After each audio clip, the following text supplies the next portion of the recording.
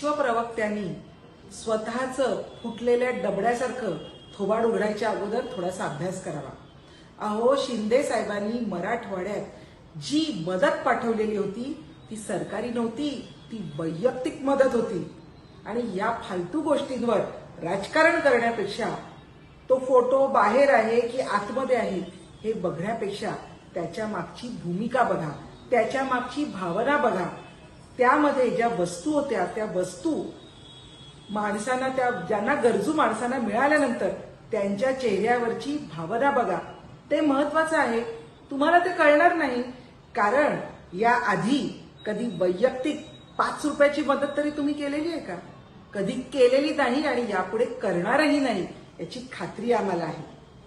जर कुठलंही संकट नागरिकांवर आलं तर धावत जाणारा पहिला माणूस असतो एकनाथ शिंदे साहेब, शिवसेनेचे मुख्य नेते आणि महाराष्ट्र राज्याचे उपमुख्यमंत्री.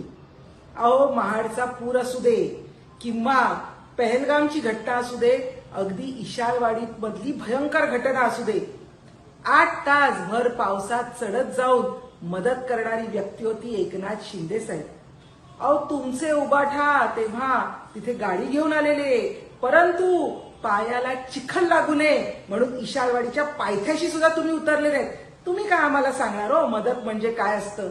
आणि भ्रष्टाचाराचं बोलाल तर कोविडच्या काळामध्ये मृत व्यक्तीच्या डोक्यावरचं टाळूवरची खिचडी खाणारे तुम्ही आम्हाला भ्रष्टाचाराच्या शहाणपणा शिकवणार? जास्त बोलू नका. अगर बात निकली तो बहुत दूर तक जाएगी, हे लक्षात ठेवा.